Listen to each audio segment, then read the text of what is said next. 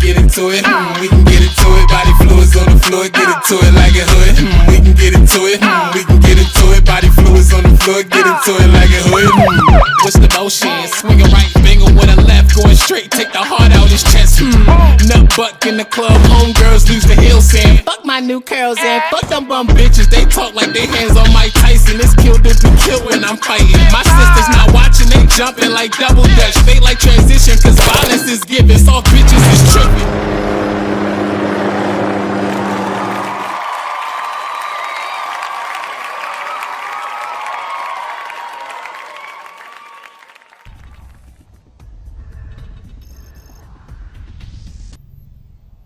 Warning. Warning. Unauthorized computer access. Security system disabled. Central computer reboot in 2 minutes. Why did you violate YouTube's policies? Hey man, what's up with your damn voice, man? It's me. It's Kels. Why did you violate YouTube's policies? Bro, why are you repeating yourself like a damn robot? I'm freezing balls. Nigga, my nuts! God damn it, motherfucker! Shit.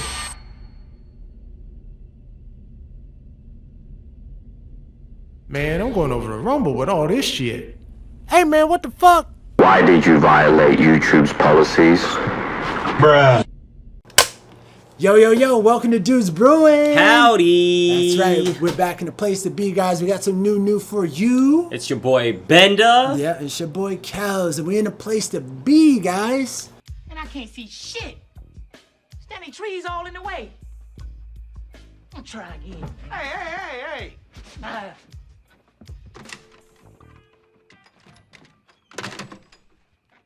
Now, Dana told me about that big snake situation. Big worm. Big worm, big hole, I don't give a damn. You get your ass on out of this house, boy. You already got some shit going. And you keep your ass here. Big snake, big worm. What kind of name is that? I bet y'all drinking that wine too, ain't you? Just smoking them tweeds and everything. Wearing them old clothes all half off your ass. What the hell's going on today? Huh? Weeds. Oh. Doing a little ones and twos on the scenarios. Here we go, yo. Here we go, yo. So what's the scenario? So let's give you the rundown of what's been happening with us. So I guess you guys may or may not have noticed, we kind of were quiet for a couple of weeks, or so. We made a post on our story about Balenciaga, which is a really big deal for us. It took a lot of time, a lot of depth and research. So Balenciaga put out some ads promoting some new products to them, and they show a little kid, a little girl, with a teddy bear with an S&M outfit on. It's kind of frightening. Circle, bring back ass whippings. Someone Balenciaga sees their ass kicked. That's what you're saying. I say this because, I think about the young kids. They're developing who they are. And this generation is showing them some bullshit. And it's leading them down a really terrible road. And they right now, they don't see the traps. Any last words? Only one.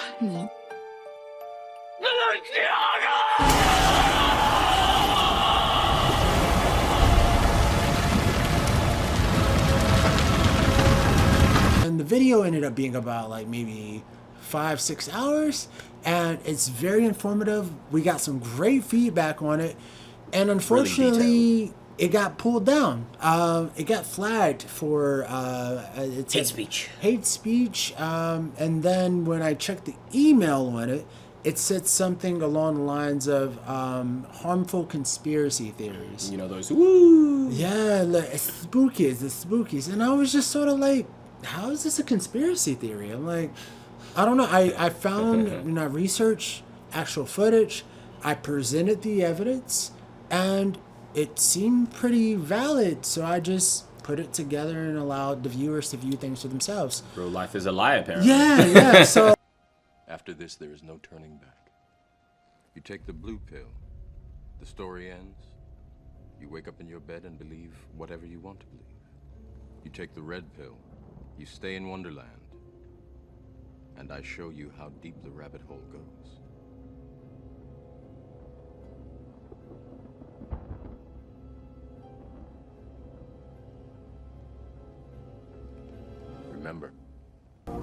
All I'm offering is the truth. Nothing more.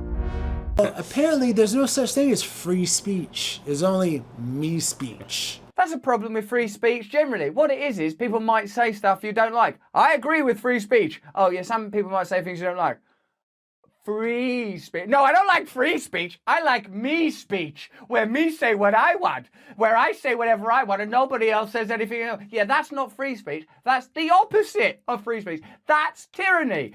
You know, I don't know if that's Italian. It's Italian, a little bit of me speech. You know what I'm saying? They don't want to hear what you got to say.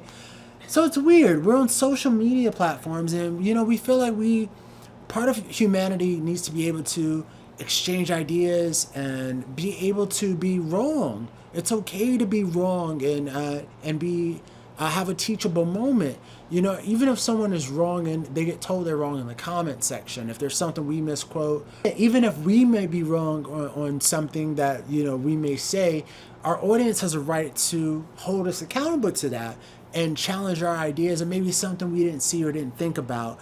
And, you know, we should be able to answer for that and improve. Yeah. Now, by censoring someone, that creates isolation.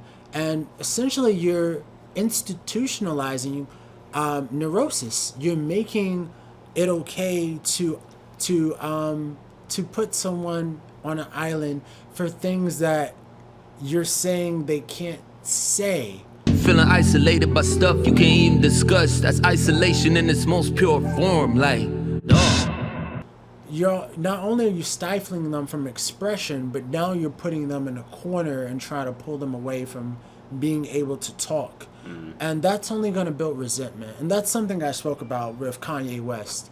So I think it's really important for us to be able to be wrong and have teachable moments, and for our audience to challenge us, you know. But censorship is just, it's no good.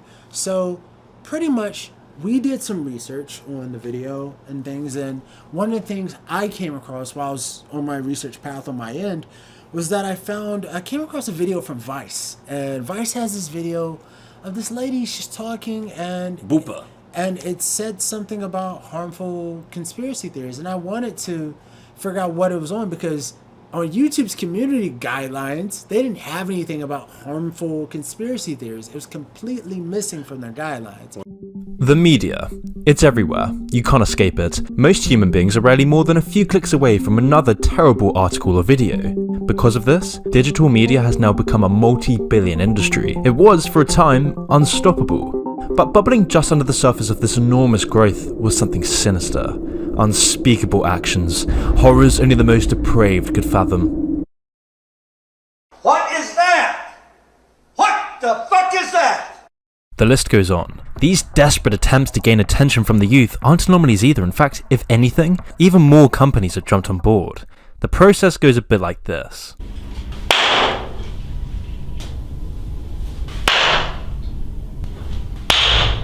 Vice has been seen as the sort of pioneer of these practices for over a decade now, constantly pushing the envelope as to what they can monetize and gaining such a reputation from it that The Onion summarized their entire business model in 30 seconds. So when was the last time you got high? Posts all over the internet are calling them out. Various subreddits, countless journalists, and media teams alike have been calling out Vice for years. But believe it or not, there was a time when Vice wasn't just talking about different ways of smoking pot from an apple. Vice became what it is today gradually. The story of Vice is a warning. It's an example of how all beautiful things eventually become. They don't go into like any details, Yeah. so you kind of have to like guess Yeah, what it is. You have to guess. Like, one of them said hate speech, and then the email said harmful, like, conspiracy theories. And so it just, you know, it's an unsettling thing, and creators spend hours editing and putting their time in. You know, I'm grateful for our producer, which I won't name, you know, but he puts a lot of time in trying to, you know, make this thing happen.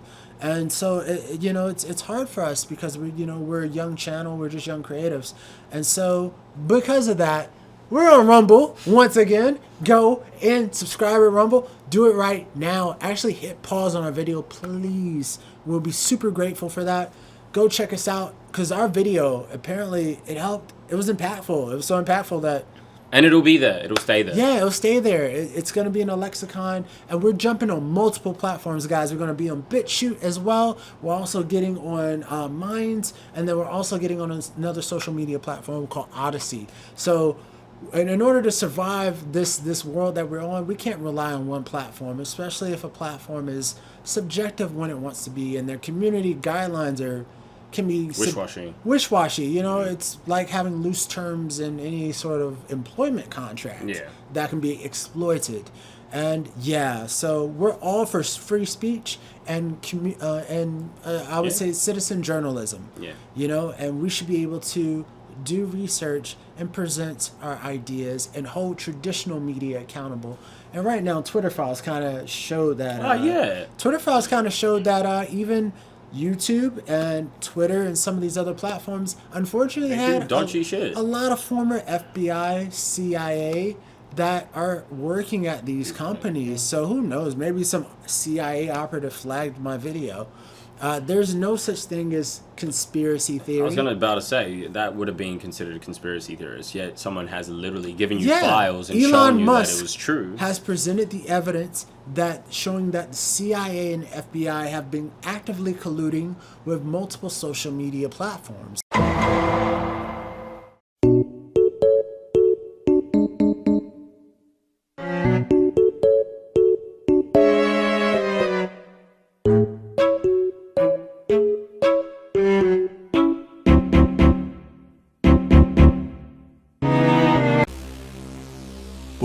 Welcome tonight, a special report on Dude News.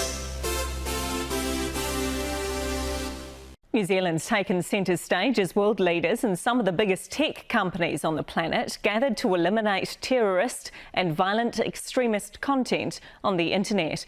Jacinda Ardern opened the online Christchurch Call Summit, which included French President Emmanuel Macron along with British Prime Minister Boris Johnson. The initiative was launched 2 years ago as a response to the mosque shootings, which left 51 people dead. Today's virtual meetings aimed at checking progress and looking at global priorities for the year ahead. More and more countries now, including the United States, are joining the Christchurch Call, which also has support from tech giants including Facebook, Google, Amazon, YouTube, Twitter and Microsoft. Here's Kate Nichol-Williams with more details about the International Summit. A massacre intended for an online audience. The Christchurch terrorist live streaming his killing spree on Facebook.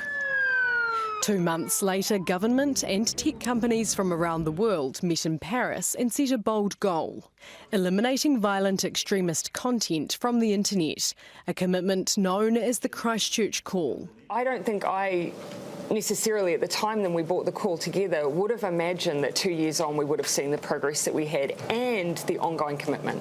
Heads of state, community organisations and the likes of Amazon and YouTube reporting back today on what's been done. We've just launched a new legislation that will require all these tech giants swiftly to identify and take down illegal content. We need to set the bar higher. The United States, the latest to join, fuelling talk on whether the new administration will make social media platforms more responsible for what's posted. We believe we can fight terrorism and respect people's rights and freedoms at the same time. Since the Christchurch terror attack, social media giants have changed how they moderate content and live streams. Since the Christchurch call, we've made substantial progress, but we recognize further refinement is needed to our content incident protocol.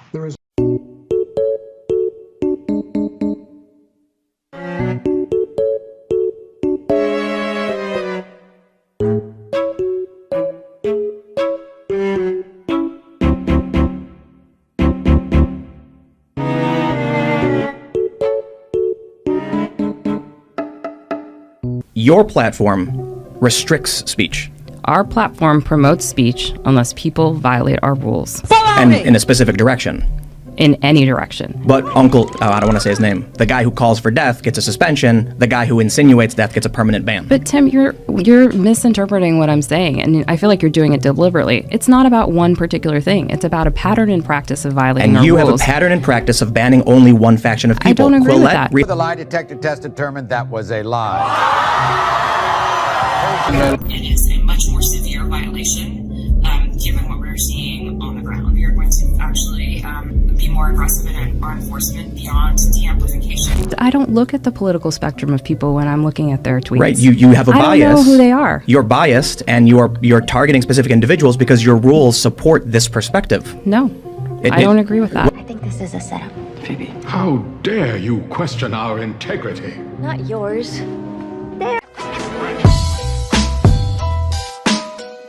Well, Elon Musk had promised that he would open up the Twitter files upon taking over, and so he has. He released a long thread of information regarding the suspension of the Hunter Biden story in the month leading up to the 2020 election. That story was suspended, you'll remember, from Twitter. If you posted the story, you were suspended from Twitter. There was a concerted effort by social media platforms to shut down the distribution of the story, as well as those who were attempting to distribute the story. Does that mean that the election was rigged? Rigged means that all of the factors in the election are corruptly changed in order to prevent the election of one candidate or another.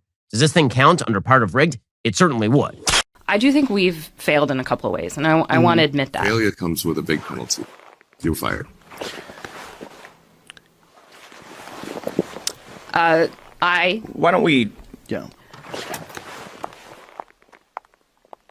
off. You know. And women are already underrepresented in terms of founders. They're underrepresented in terms of early leadership. What? Now, in the aftermath of New Zealand's experience, we felt a sense of responsibility. We knew that we needed significant gun reform, and so that is what we did. Her main message, the spread of misinformation online.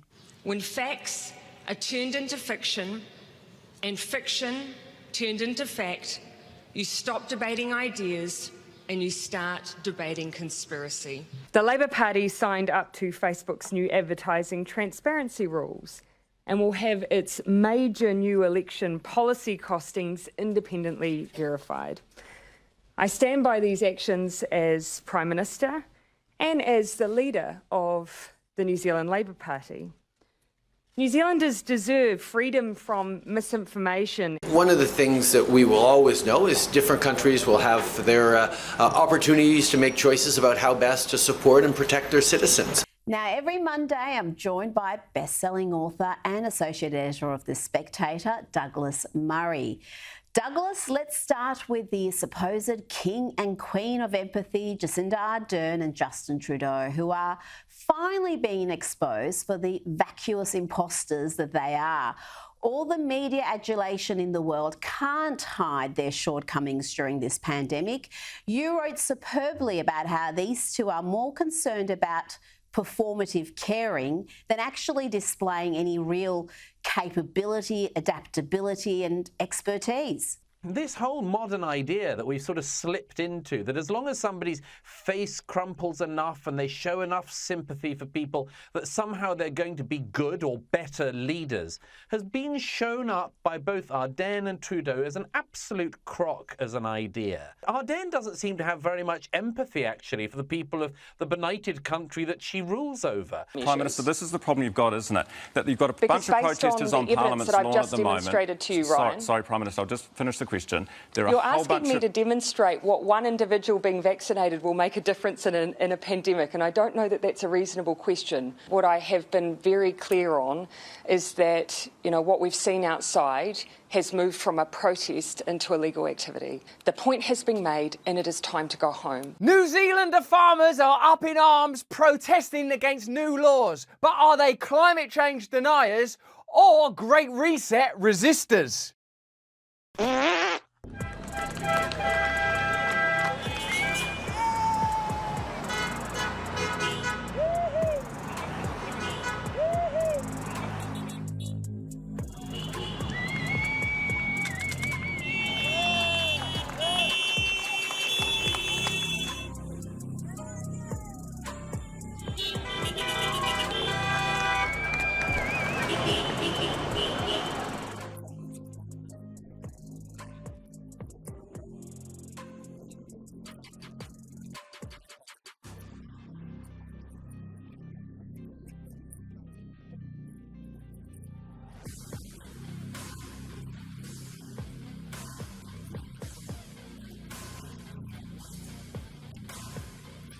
And as for Canada, I mean, Trudeau, as he has shown with the truckers and the people who have decided to protest against his appalling government in Ottawa, have shown he has no sympathy or empathy for these people. He says they're racists, misogynists, homophobes, transphobes, every other one of the modern phobes. Why doesn't the Prime Minister just say the truth and tell Indigenous peoples that he doesn't give a fuck about their rights?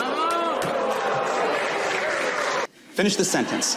Kawhi Leonard should be very proud of what he accomplished in his time in Canada. I completely disagree. Kawhi Leonard should never return to Canada because he is a traitor. That's the correct answer. You know, people bring American sentiments onto Canadian politeness every now and then. Finish this sentence. Canada will not sell any more weapons to Saudi Arabia, period. I'm sorry, I messed that one up. Canada will not sell any more weapons to Saudi Arabia, please. Just make a statement. That's a good statement. That's a good statement. You said 9 months ago you guys would be examining it, and it takes about 3 months to study for the LSAT, so that's a pretty good examination time. You could announce it right here, right now. We're canceling the deal. We got it right here, wild on camera. We take our legal responsibilities and the breaking of contracts very seriously in this country.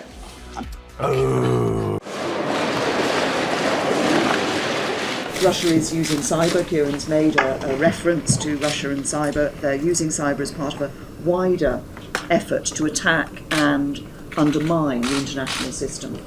And its interference over the past year has included attacks on the public sector, media, telecommunications, and energy sectors.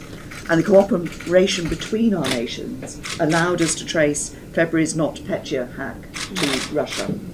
And since last month's attack in Salisbury, Moscow has been waging a concerted campaign of cyber disinformation.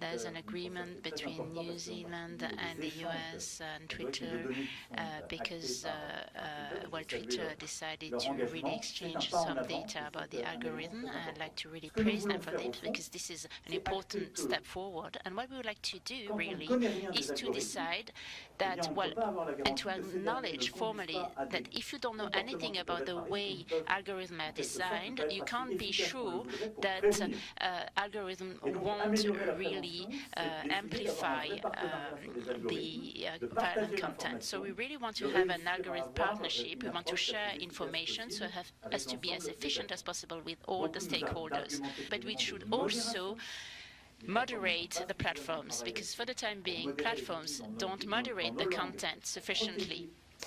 Specifically on the algorithm research initiative, this is where we have an initial partnership with Microsoft, Twitter, New Zealand and the United States and OpenMind. And what we're working on here is infrastructure that allows us to create privacy and protection around proprietary issues, but then allows us to still have independent researchers access data that helps them understand the use of algorithms.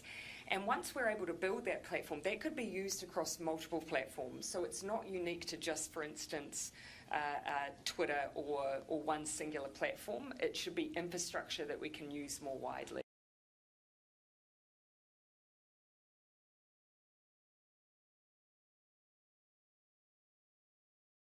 After all, a bullet takes a life.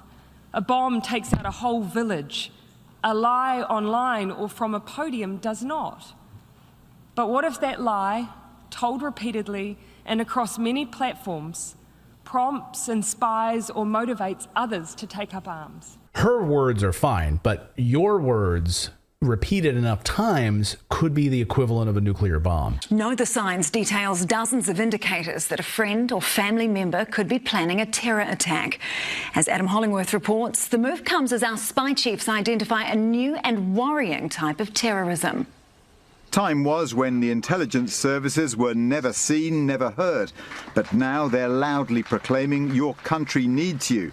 Committing an attack. The SIS has listed around 50 signs, from obvious ones, like writing on a weapon, as happened in Christchurch, to a person who is really developing an us versus them worldview. Authorities say they're usually closely monitoring 40 to 50 potential terrorists.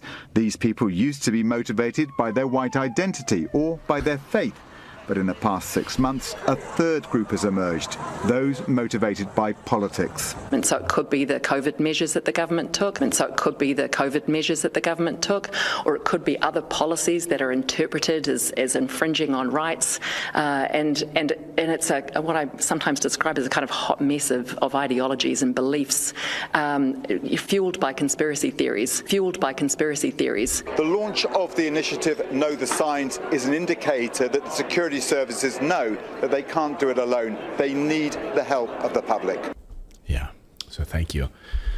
I mean, what they're saying here, and I read the draft of this a couple of weeks ago, is that someone who maybe was a radicalized, religious extremist, or who used to be motivated by their whiteness, they say. Right, their white identity. Is now the same as someone who questions COVID government decisions, that those things are just as dangerous and the government wants to hear about it. The fact that she even mentioned it, that they're upset what the government did, I mean, I think that's a pretty common theme. Most of us are pretty upset at what we've been through, but that expressing that online now becomes dangerous enough that we need to weaponize your fellow citizens. I mean, this is the life that, Portugal went through in the 70s when the police had people telling on each other. What's the name of the secret police? The secret police, yeah. Right?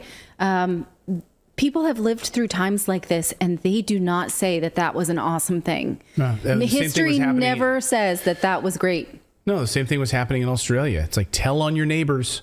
If you see that they want their kids to go to school, or that they don't like, COVID lockdowns. And are they white? Because their white identity. And we saw the same thing reflected in the United States, the Department of Homeland Security, right? Mm-hmm. The Department of Homeland Security and Secretary Mayorkas saying the same thing on 9/11, didn't he? Yeah, he was saying actively, hey, it used to be foreign threats, but now it's white supremacists who live here at home who are radicalized. But nobody wants to get on the government radar. And now if you just like a hashtag of do not comply, when you see these mask mandates coming back and the hashtag do not comply is trending, if you interact with that in any way, you're on the government radar. Nobody wants that. Yeah. So stay at home. We'll provide you with your food. It'll be a plant-based mix of crap with seed oils, so it's not real meat. Right? We will control your currency, so you don't have to worry about, getting any of that cash anymore. We're going to go cashless with a digital currency that we will control. And we will provide you with like a universal basic income, so you don't really have to leave the house. You can work from home remotely. Therefore, we'll cut down on CO2 emissions, all of that. We won't need cars anymore. We can eliminate fossil fuels. It'll be a utopia. No, it will be an Orwellian society, because now you have to tell on your neighbors if they do anything outside of the ordinary. Yeah, it's really, really disturbing. I mean, here is Ardern, the prime minister, on how this... Jacinda. Jacinda Ardern says...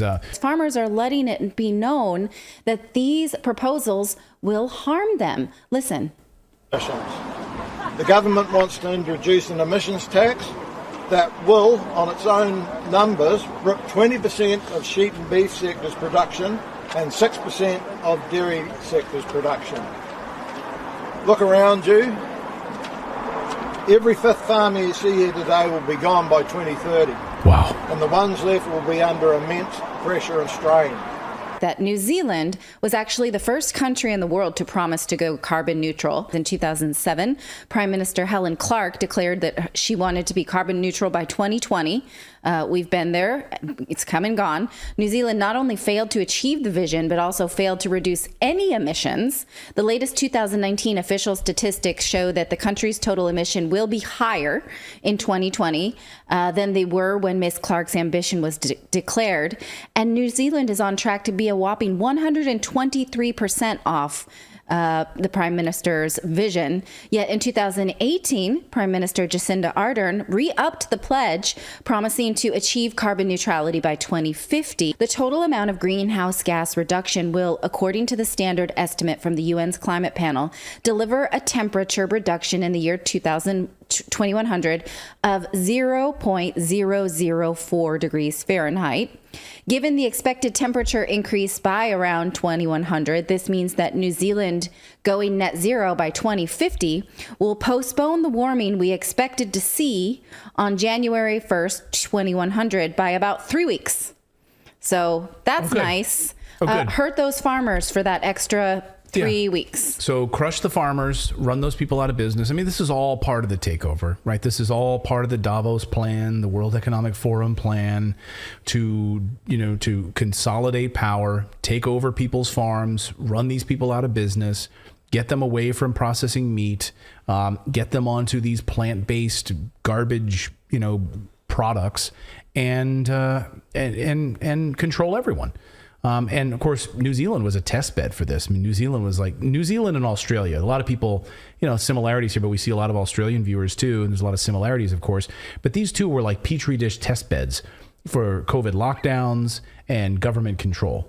Terry, about what happens when you take it seriously, when you put vaccine mandates in place, when you lock down borders. They had.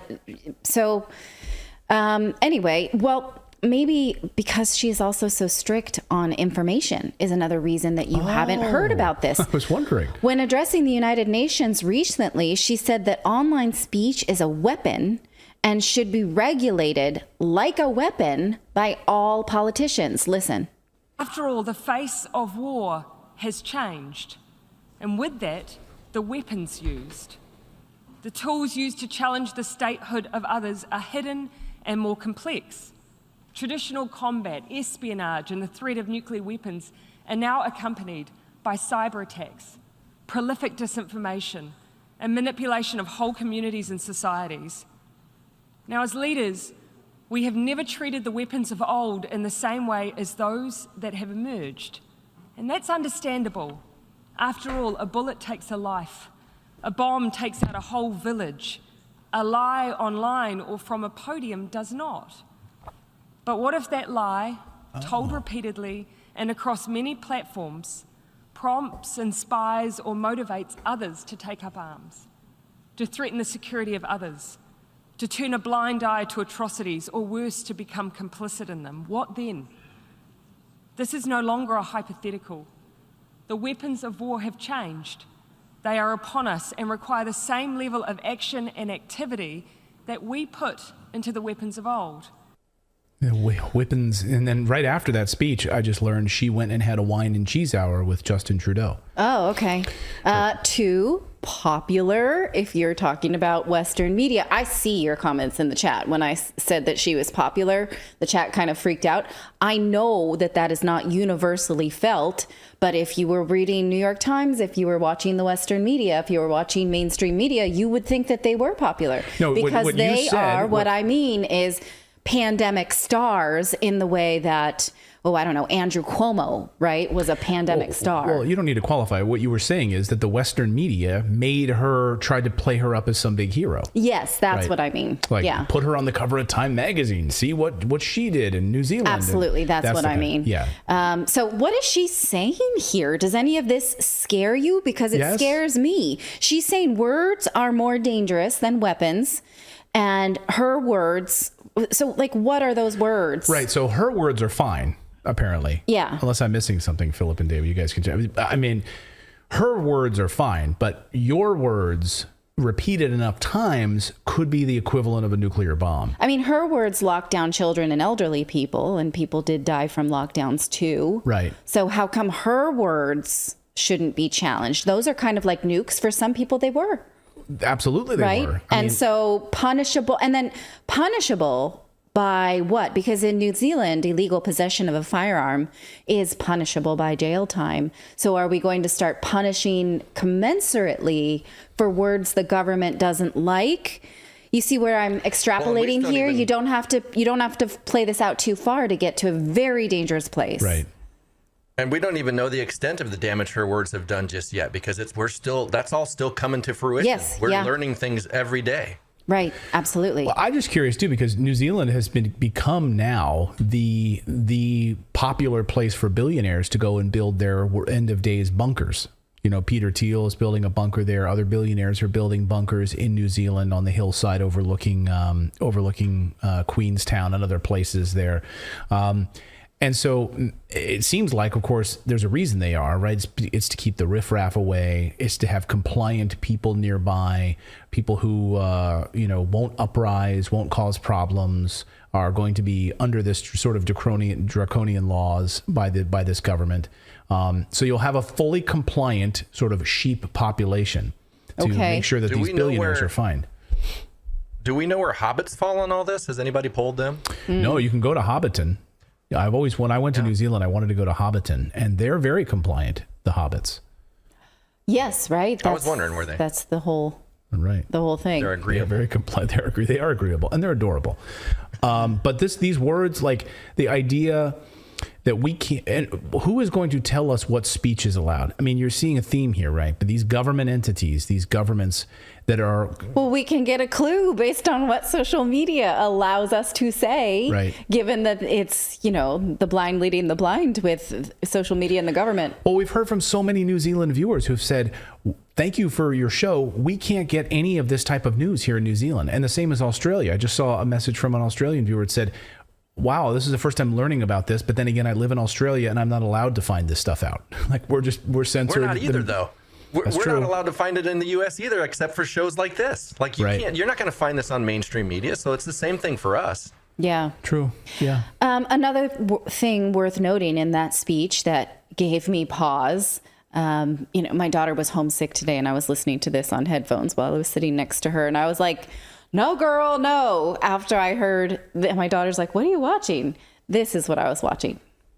And that's why on pandemic preparedness, we support efforts to develop a new global health legal instrument, strengthened international health regulations, and a strong and empowered World Health Organization. Nope. No, I don't like any of those words. So we need to make the World Health Global legal mandates. Yeah, this is what we've been talking about here on the show, guys. This is all part of this new world order, this unipolar world order. And when you hear that, when Vladimir Putin gets up and says, no, the only way forward is a multipolar order, sovereign states that care for their own people, right? Regardless of what you think about Putin, like that pisses them off, because this idea of a unipolar world government health organization that's going to supersede governments to tell them to lock down, to put their digital currency in the hands of this world. That's exactly what they want, guys. The World Health Organization wants to be able to have total control, and the United States went along with it. Canada went along with it. New Zealand's going along with it. Thank God Brazil and Africa, an African nation, stood up and said, no. Well, Brazil under President Bolsonaro. Yes. We'll see what happens now under new Brazilian leadership. True, yeah. But but you're watching it. So you want to know how this stuff unfolds? It's out there in the open. You can read the documents. You can listen to the Prime Minister of New Zealand. You can listen to the Prime Minister of Canada. You can listen to the President of the United States, all saying the same thing. Mm-hmm. It's happening. Like, it's not a conspiracy theory. Yeah. It's right in front of our freaking faces. It's happening.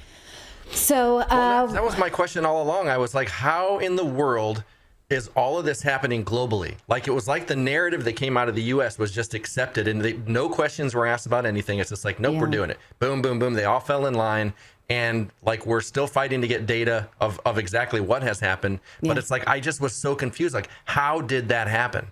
Yeah, and because of these meetings, right? When they get together, and they're not even secret, it's on their agenda. Here are the meetings. Here's in our documents what we're going to talk about and what our goals are for the Great Reset Plan and the World Health Organization taking control of the currency and lockdown, so that individual countries don't have to then vote. We can just supersede all of that, right? It's all part of the documents. It's all part of the plan.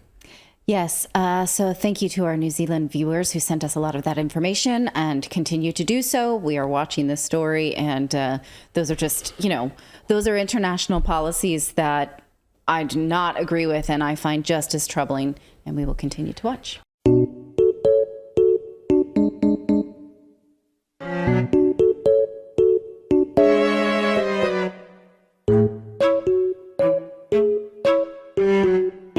seen the attacks against Jacinda. Do you think that some of those attacks were why Jacinda resigned?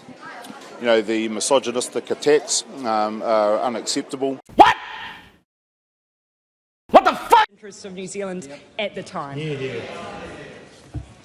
Question number 5, Nicola Willis. Thank you, Mr. Speaker. Interests of New Zealand at the time. Question number 5, Nicola Willis. Thank you, Mr. Speaker. Corey, why was she?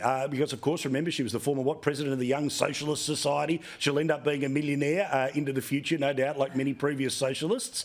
But, again, Prime Minister of New Zealand, not an insignificant job, but it's not the lead story in Australia when there's a change of government there. No disrespect to our viewers in New Zealand tonight.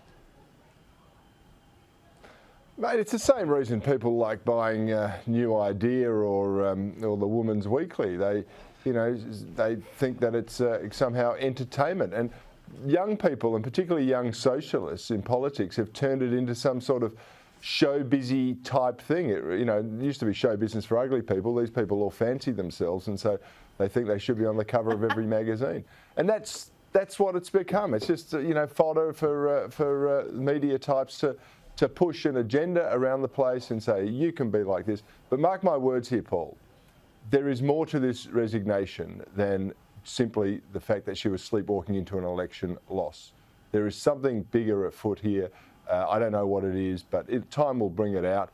And then, of course, it will be covered up by the same people who have covered up all her egregious failures.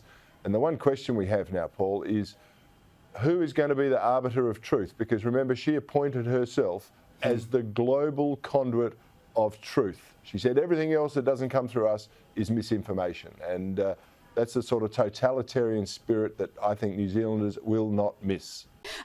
Now, Jacinda Ardern, she enjoyed worldwide media adulation and one of the longest political honeymoons in recent history. But finally, the New Zealand people woke up to her disastrous reign. And Douglas, I've got to say, you were one of the first to see through her empty moral posturing. You called her style of leadership performative caring. Yes, that's right. I've thought this ever since I first really laid eyes on her. I think there's a phoniness about the woman. I think there's a fakeness. You can see it in her weird facial tics and gestures, her weird laughs, and her weird overdone pseudo-compassion. You can see it even in this resignation speech where she sort of... I thought it was sort of pretty pathetic, actually. A lot of people say, oh, well, she should be praised for her vulnerability and for showing vulnerability and much more. Here's the thing about Ardern. She came in by presenting herself as this completely new being, among other things, a female leader, because, of course, we've never seen that in the world before. but the right type of female leader, one who leads with compassion and care and a sweet smile to everyone and every child. And the thing is, actually, when it came to the test, she was far from compassionate towards the people of the country she was ruling. She was far from compassionate when she put the people in New Zealand through lockdown after lockdown. On one occasion, because there was a single case of COVID identified in the country. So bang, New Zealand goes back into lockdown again. She wasn't compassionate about all of the troubles that the peoples of the country went through those benighted years. So yes, I called her out early for it, and and I stand by that. I think there's a fake form of compassion in the modern era where you do all the right shibboleths, you do all the right caring noises, and actually as a result you can get away with monstrous things, which is what she did. Brand new Twitter files just dropped. So you have Chris Watts here in a video. Let's see what this says. In your team, you guys created a website, Hamilton 68. Yes, my colleagues and I, we tracked Russian accounts. That's some bullshit. So there literally right now there are Russian bots, according to your website, that are putting this out into the world. Is that correct? It's bullshit. The ASD Advisory Council included neoconservative writer Bill Kristol, former ambassador to Russia Michael McFaul, ex-Hillary for America chief John Podesta,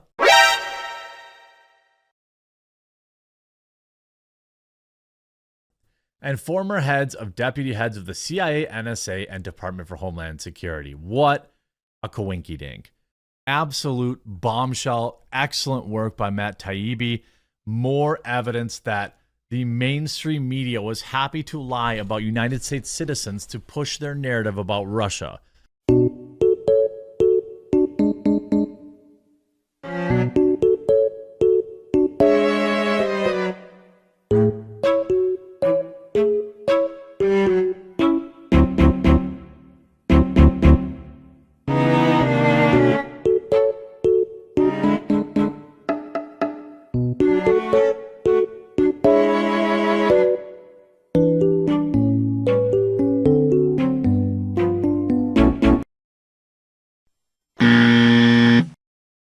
which include Twitter and also YouTube, showing that they have former, if not current, agents of both of those divisions of Department of Defense, DOD, which is, government, security, safety, for our nation, for the United States, that they've been involved with social media platforms. And we also got a bit of briefs twice in two different ways that Twitter was going to assist in silencing other people as well. And that was through our own Prime Minister in New Zealand. She actively stated that Twitter was working in association with the U.S. government, with France, with also New Zealand. And this may be a complete Western government, operation that goes on. They silenced Alex Jones pretty immediately in the same context. He was the first guy to get completely on Twitter canceled. No, he was the first guy to get completely canceled on all social media platforms. Oh. Once they did OG. Once they did it to Alex Jones, then they did it to Donald Trump. Oh yeah. Then they did it to Andrew Tate. And our Prime Minister said, hey, we have the technology to start censoring people now. And it shows that they do. The way they effectively went and canceled people in one day, in one clean swoop. So it seems as though if you say something people might not like, they can shut you down or even freeze your bank accounts, like the truckers that were in Canada that were protesting their farms being closed off. And I say to people before we go into the video, just think about getting cancelled for things someone doesn't like. And then with Balenciaga, they're still on Instagram, they're still on Twitter, not being cancelled. Balenciaga's not cancelled. They've got proof that they have been doing things with children inappropriately. So I think one of the things I try to take away from this, or even for the viewers or people watching, just always remember that as a society, we're picking and choosing who we want to cancel. And that should be the thing that worries you, is someone who is doing things very inappropriately with children and a bunch of people who say some mean things. We obviously, all the mainstream media, all these people who are in control, obviously care a lot more about silencing a bunch of people who say things you don't like. Yeah. Now, if you are doing things, I know it could be the bad thing to say, things that Balenciaga has been caught out for, that's okay. Which should make you think, wow, that's a little weird. But hey, I guess it's up to you to think, and we get to watch this chick and tell me what is a conspiracy theorist or whatever it is. And I guess we're just like young plebs, and we're not hip to maybe what some people may be into. But clearly the public has spoken, and they find what Balenciaga was doing despicable, and we are noticing the patterns, of cancellation and silence. So this is not a theory that we've made up. It's happened to us, where we've had our video taken down, and we've seen other people get silenced for speaking about things that should be ethical, for the most of the planet. So let's watch this lady school us on what a conspiracy theory actually is, since YouTube's guidelines didn't quite specify that. The internet has been accused of wrecking many things over the years. The record industry, Blockbuster Video, travel agents, roadmaps, empathy, civilized debate, and Pornomax. One thing it hasn't killed, though, is the conspiracy theory. In fact, the internet is breathing new life into some crazy ideas that have been doing the rounds for centuries. Who started the internet? Well, I don't know much about the movement other than I understand they like the me videos very are done much. Trump pretty good though. Not bad. The oldest conspiracy theory in the world. I don't know anything about On the QAnon. face of it, QAnon is a Trump-era conspiracy theory. It's basically an ever-expanding web of madness designed to make Trump look as if he's fighting a secret global movement of evil child killers. Pedophiles from Hollywood! You are on notice! QAnon is so famous now that even your gran knows about it. In fact, that's basically the problem. Your gran loves QAnon, and so do all her Facebook friends. Grandma's like But QAnon. QAnon isn't as new as you'd imagine. It's basically a version of every old conspiracy theory. And at its heart is a thing called the Protocols of the Elders of Zion, the most damaging conspiracy theory in It's a history. band, the Children of Zion. The Protocols of the Elders of Zion is a 100-year-old book. It's a book that was read by Hitler and a book that inspired the 9/11 terrorists. It is perhaps the most dangerous book ever published, a crazy lie that has hung over the head of every single Jewish person ever since. The book claims to be a real record of a secret meeting. In this secret meeting, powerful Jewish people plot to take over the world, secretly start wars, manipulate banks and media, and form an eternal one-world government. Obviously, this is an insane racist fantasy. The protocol... Sorry. Her saying, why is she trying to tell us what she thinks? This girl's damn reading from a script, man. She is. Because this is so disingenuous to sit around and go, obviously, this is an insane conspiracy theory. How are you showing us the picture of the book if it's fake? You shouldn't even have the picture of a book. You shouldn't even have an illustration of it at all. If this is a theory. If it's a like, theory, why- it's the same thought process if someone goes, I saw this planet with aliens in it, and they're like, all right, show us a picture. I don't have a picture because it's fake. She literally has a picture of the book. I've never seen the book until now. She sure knows a whole lot of information about something that's supposed to be a That's supposed to be all fake and smoke and mirrors. Not a good look. And also, like, people talk about anti-Semitism, and that the book has a Jewish star in it. If it's fake, why would it have that? Why would you? Yeah, why would you even show why- that? Yeah, why is there Star David on the book? I don't understand that. If I'm just saying, if it's conspiracy theory, Yeah, and then I don't get all this Donald Trump QAnon jazz.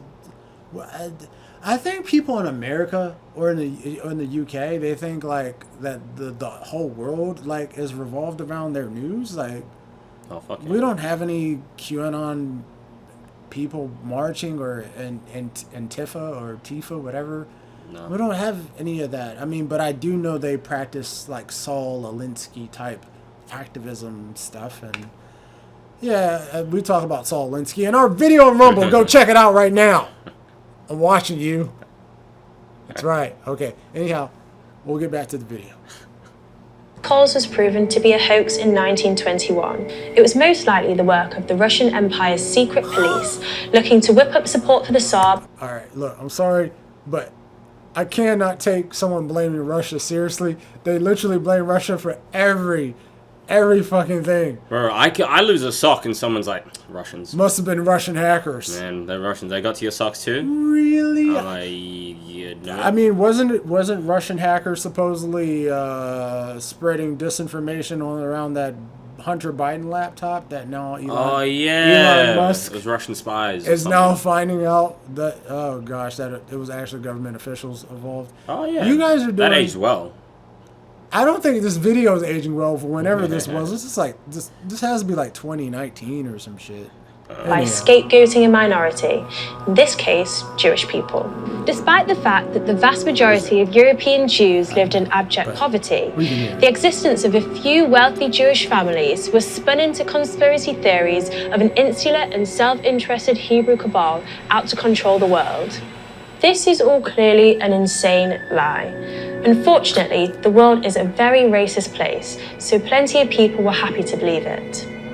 When the Protocols was published, it was followed by a wave of violent mob riots that led to thousands of Jews being killed. And in America, Henry Ford, the guy who made Ford cars, gave away 500,000 copies for free. More recently, Colonel Gaddafi and Hamas are among those who've used them to bolster anti-Semitic resentment in the Middle East, and it was even the inspiration for a major Egyptian TV series Gaddafi got as recently killed by as Hillary. 2012. الحركة الصهيونية العنصرية دي حركة بتتحضر من زمان، خطة بتتحضر من زمان وكمان من قبل ميلاد. Yeah, this shit I've never غزو seen. صهيوني. I don't think I know. I reckon not a single American has watched this TV show. This is not inspired The me. lies of the protocols spread To be a so conspiracy widely theorist? that its To have central hate. idea of a secret evil group ruling the planet is now fairly common. It is the center point for many conspiracy theories, especially QAnon. QAnon Gospel claims that the world is run by the families of Hillary Clinton, who isn't Jewish, George Soros, who is, and the Rothschilds, who are as well. Q says She's like, that who they are run as the well. media, control the banks, invent wars, and want to start Rothschilds a have one-world government. run the banks, but Sound familiar? doesn't make. I didn't say they were evil for it. But what about QAnon's claim that these powerful people also drink the blood of children? Well, child murder isn't directly in the protocols, but it is based on a dark lie which goes hand in hand with the protocols: blood libel. Blood libel is the ancient racist myth spread by the Christian church that Jewish people brutally murder Christian children in order to love they use got their pictures for blood it in too. religious rituals. And this is exactly what QAnon claim the Clintons and their secret society do as well. It's all fake, but we Except got in the pictures Q from story, the 1500s. killing children is about adrenochrome. Literally. Adrenochrome photos is a of mystical 1500s chemical that babies Q followers being cut claim open flows through for their children's blood, mate. Hey, it was all veins that the fake. evil elites drink to get high. Actual scientists have never seemed massively fussed about adrenochrome, but Western counterculture has been mythologizing the stuff ever since Aldous Huxley wrote about it while off his face back in 1954. In A Clockwork Orange, Alex and his gang of sociopaths neck pints of milk laced with adrenochrome between bouts of ultraviolence.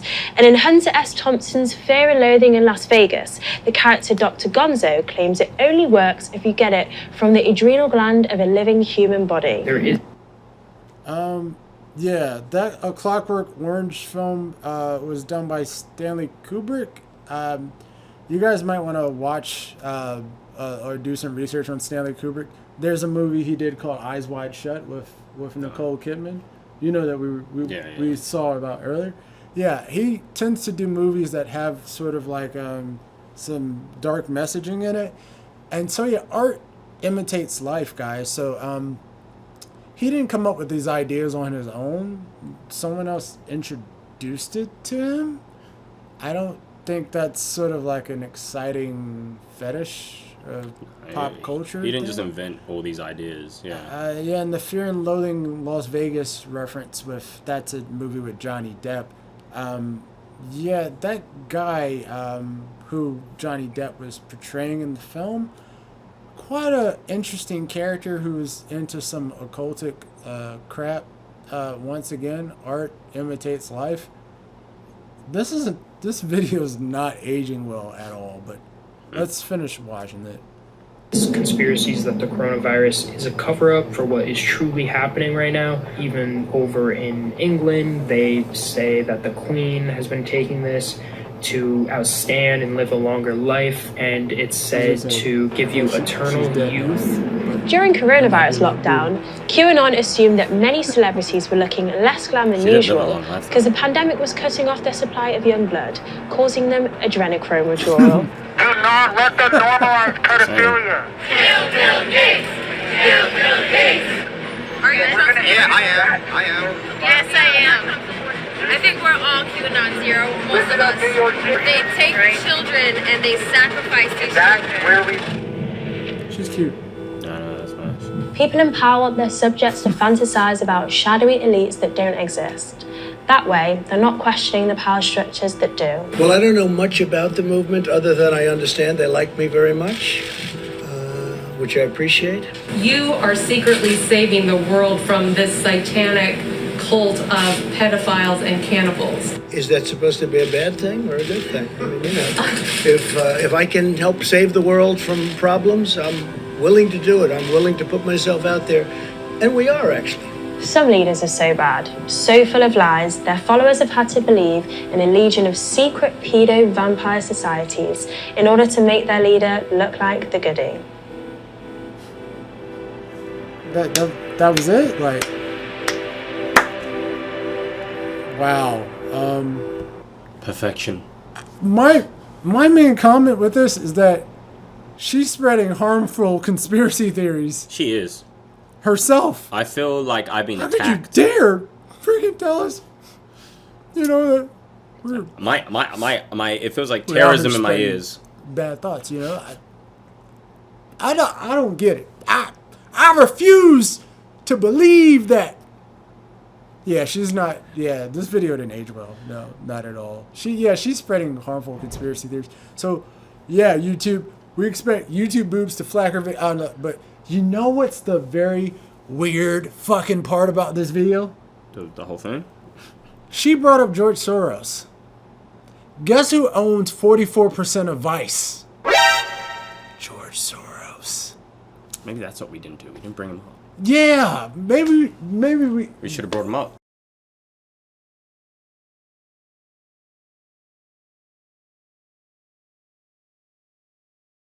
We should have had a big picture of Well, him. we should have had him sponsor our video.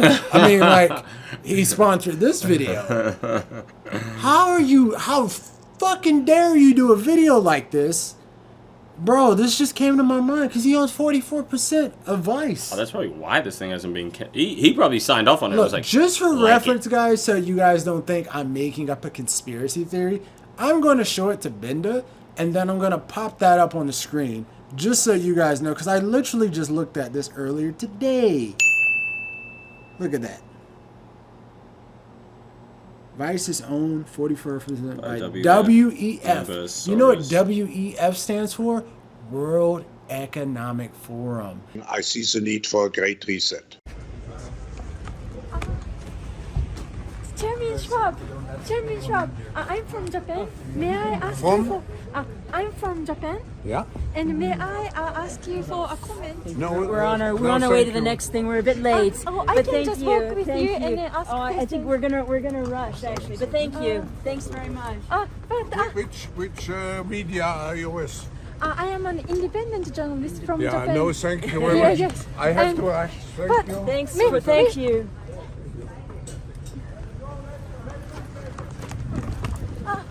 But I would like to ask just one question. Thank you. Take care of yourself. Where are you based?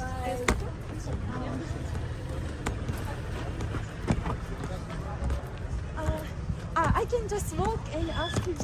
Yeah, we're not. Thank you. No, sorry, we're in a big rush. We've got so many things tonight. But for us, but thank you. It's very precious moment. I know. He's got so many people stopping that if he were to stop for everything, we win. That's the unfortunate. So I'm very sorry, but thank you. But thank you for trying. Do you know the voice that worry about globalism?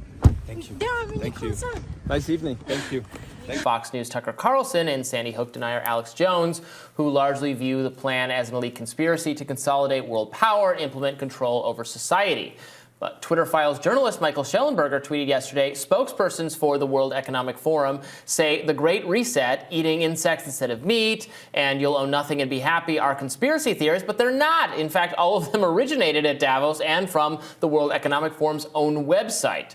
Now, WEF is deleting those, of course. This article that was reportedly on the website in 2016 has since been deleted, says, welcome to 2030, I own nothing, have no privacy, and life has never been better. Twitter CEO Elon Musk weighed in on the WEF's plan to incorporate, quote, environmental, social, and governance criteria into its investment strategy, quipping that the S stands for satanic. This is the plan that I have repeatedly warned about, to take the tools of oppression used to tackle the coronavirus and use them all, lockdowns, forced business closures, exclusion zones, isolation. We heard Angela Marsden earlier, businesses shut down, isolation at home, all of that, all of those measures, including destroying private property rights and private income in order to tackle the climate crisis. Now is the historical moment, the time, not only to fight severe virus, but to shape the system. We have a unique but rapidly shrinking window of opportunity to learn lessons and reset ourselves on a more sustainable path. It is an opportunity we have never had before and may never have again. So we must use all the levers we have at our disposal, knowing that each and every one of us has a vital role to play. The Great Reset is a welcome recognition that this human tragedy must be a wake-up call. it is imperative that we reimagine, rebuild, redesign, reinvigorate, and rebalance our world. Rebalancing investment, harnessing science and technology, and advancing the transition to net zero emissions, all elements of the Great Reset, are fundamental to building the future we need. And that last one was the clown Guterres, who was at the Climate Ambition Summit, telling us the world is going to cook by 3.5 degrees or something by the end of the century. Yeah, right. This Great Reset is as serious and as dangerous a threat to our prosperity, to your prosperity and your freedom, as we have faced in decades, with these powerful bodies, including the World Economic Forum, the United Nations, the International Monetary Fund, and even Prince Charles boasting, yes, boasting that within a few short years, yes, their words, you will own nothing and you will be happy. Remember, this is not me saying this, this is them. They are even running ads for the Great Reset.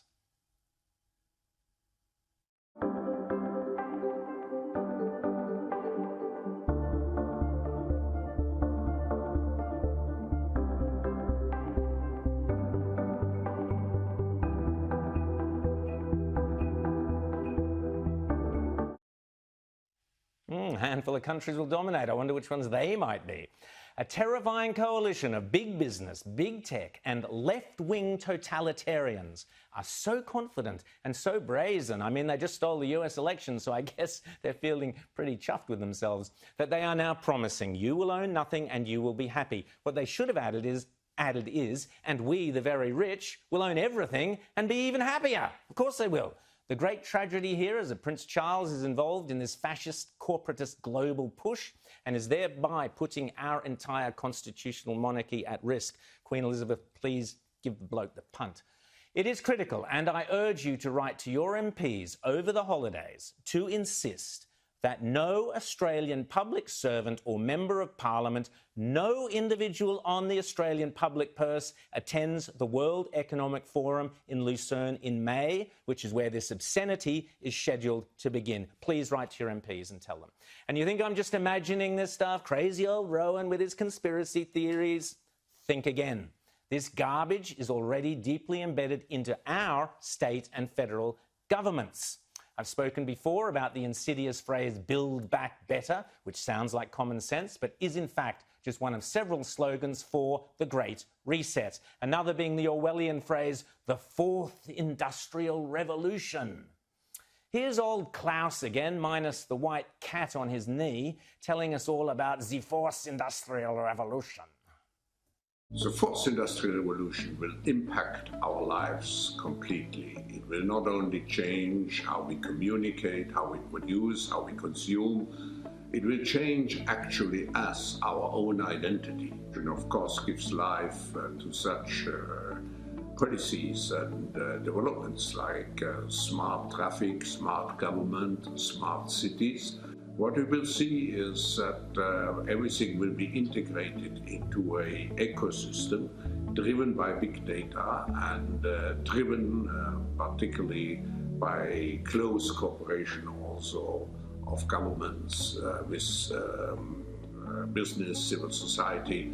And this revolution will come at a breathtaking speed. It will be like a tsunami. Like a tsunami in the Fourth Industrial Revolution, you will own nothing, but you will be happy. That is an order. It gets worse. The World Economic Forum are now blatantly saying capitalism needs a dose of Marxism. As I say, it's not like they're hiding their sinister intentions. Indeed, I was horrified when an outsider fan last week sent me this document from the Australian government. Quote, preparing for the future. Industry 4.0 test labs in Australia, a strategic initiative of the Prime Minister's Industry 4.0 Task Force. Section 1, Significance of the Fourth Industrial Revolution. Unbelievable. So, may I respectfully remind the Prime Minister there is nothing in the Great Reset that is in Australia's national interest. Australians did not vote for a dose of Marxism in our capitalism. Speaking of Marxists, on this show this year, we also brought Dan Andrews' insidious Belt and Road dealings with Communist China to national attention thanks to my exclusive interview with US Secretary of State Mike Pompeo, which led, as I predicted last week, to the passing of the government's Foreign Relations Bill. Again, congratulations to the Prime Minister and the government for that one important piece of legislation. If the Prime Minister is true to his words and only listens and answers to the quiet Australians who elected him, then he can comfortably look forward to re-election, possibly even next year. But if he is seduced by the siren voices of the virtue signalers of the international forums, of the global warming alarmists and their doomsday predictions of the greedy renewable investors within his own party, who fraudulently claim that they are saving the planet when all they are doing is enriching themselves at the expense of the poorest among us. Indeed, if he puts the interests of the elites over the basic everyday interests of the average Aussie, it will not end well. But I am an optimist, and I believe Mr. Morrison understands that Australia rejects the reset. It's at the end, what the fourth industrial revolution will lead to is a fusion of our physical, our digital, and our biological identities. No, mate, not in Australia it won't. Rack off, Klaus. George Soros is part of the World Economic Forum. This lady was talking about a world government conspiracy, but he works for a company called the World Economic Forum. Oh, how this ages so well. Yeah, 44% stakeholder Soros fund. Walt Disney owns 16%. Disney's in it too. Of Vice. Of course. Of course. Yeah. No words, guys. So yeah, go check out our video on Rumble. Exactly. On Balenciaga. Share it, spread it, because these guys don't want you to know transparent information, which is all we're here for. We're here for truth. Yeah. We're humble enough to be have a teachable moment if we're wrong. We don't gain anything from it. You have to remember that these like a little this is like an anti-Donald Trump video thing, Republican and thing. We're in New Zealand. We don't speak the. We don't get any political benefit. We don't get any kind of money from it. The thing is, the little bit of info he showed you. Obviously, the guy Soros, who obviously has a stake in this company, which Vice. You have to understand that does benefit you. The same way if anyone who owns a business, you probably don't want you're probably going to talk good about your business no matter what. We know we've had some suspect cockroaches in our pizza restaurant, but don't listen to those naysayers, those people picketing outside their conspiracy theories.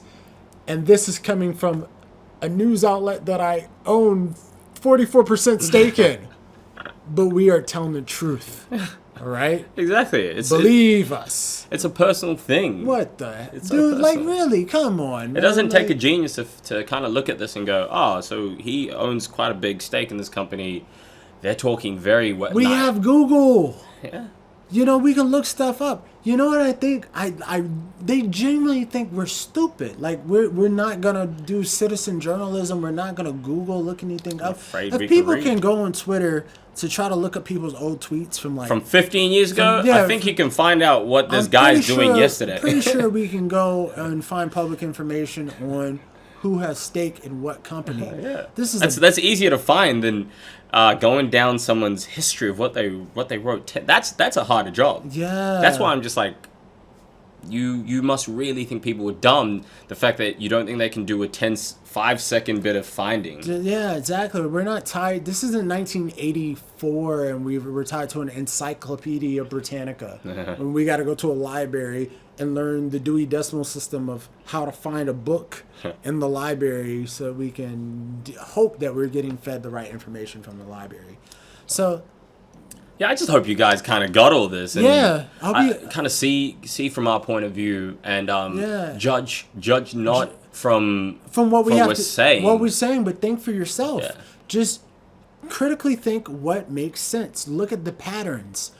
This video highlighted patterns that I had no idea parallel to the Balenciaga video.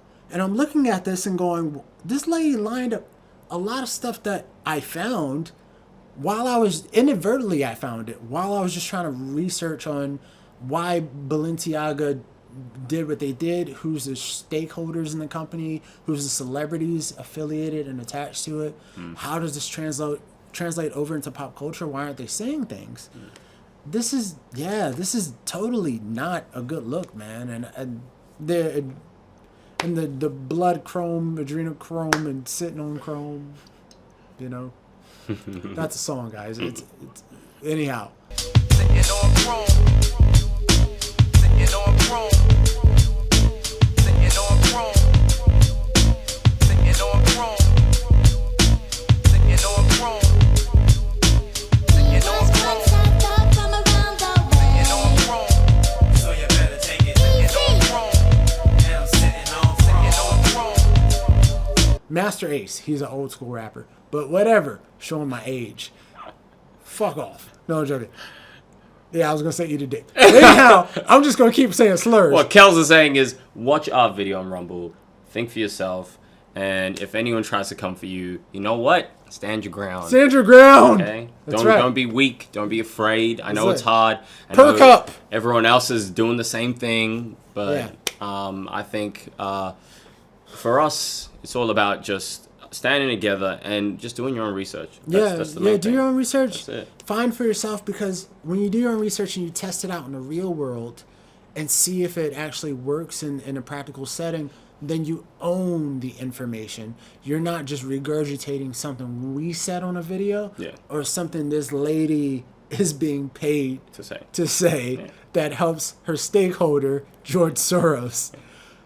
Guys, you can't trust. You can't even trust a lot of traditional media at this point. I'm sorry to say that. It sucks. Well, she's getting paid. It's a job. You know, full stop. But the same way as if you go and see a stripper and she says she loves you, well, I'm probably not going to believe she loves you. Yeah, and I can't even say I'm sorry to say that. I'm actually glad to say that because I want people to know the news is free for a fucking reason. It's free because they need to have influence over you.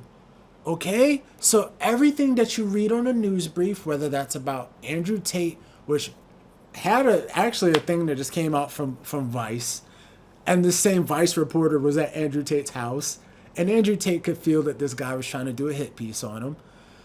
Guys, you can't trust a lot of this media that goes out there, and Andrew Tate's whole breakdown that went out through, I think the AP, originally Associated Press, went out first. Every news network was saying the same statement. Self-proclaimed misogynist Andrew. I went to go find information about the story. Every single Matrix-driven article read the same way. In fact, just as an example, before I tell you what I think about what's actually going on here, listen to how this article, The Guardian, talks about Andrew. This is the news dump. Probably an AP wire came out and went to everyone. This is what it says. Controversial online influencer and self-described misogynist, Andrew Tate. That's all I needed to see. First of all, he's not a self-described misogynist. He's gone on and on and on about how he's not a misogynist. People who are calling him a misogynist are dumb and also need a dictionary. We've discussed that. But just when you read and consume news, you need to understand where it's coming from right off the bat. So every single article that I went to was saying that, and it was really hard to get accurate information. And to be honest with you, I don't have all the information today because I don't trust a lot of these sources. I don't, and you shouldn't either. Tate, they were all regurgitating a script. And it was like one PDF about lover boys and same photos. When stuff goes out like that, that is called propaganda. That's a propaganda machine. And it's the stakeholders that want to feed a narrative so that you can just believe what you're told. They don't want to control content necessarily. They want to control context. Context is everything because context equals influence. Our video was very influential and they didn't like it. So go check it out. It has something in it that you should see. Whenever they tell you, hey, don't believe something, don't listen to something, I personally would say consider the opposite. Consider looking into it yourself so you can get both sides of the spectrum and then you get a well-rounded answer. Yeah. All right, guys? We love you. We do. Right? Deeply from the bottom of our hearts. Please, thank you guys. Go send us a subscribe and a follow on Rumble. Oh, yes. Download the Rumble app. If you don't have it on your phone, download it. Subscribe to notifications so you get the notification bell. And stay in tune because we got more great stuff coming. Yes, sir. We're celebrated more for our dumbed down information. So, we're going to do a lot more talking. And I won't say it's dumbed down because this is actually pivotal to society or learn about male and female dynamics. But, I think we took a deep dive as deep as we can go. You watch that video and it will awaken your mind in a way that it will make you question the world and everything that you saw and that you believed in. And we really want to set people free and their frame of mind to think for themselves, guys. All right? Love you guys. Adios. Stay Dudes awake. Brewing? Exactly. No social engineering. Dudes Brewing. No. We're out. Boom. Peace. My face, nigga. Gotta throw a party for my day ones.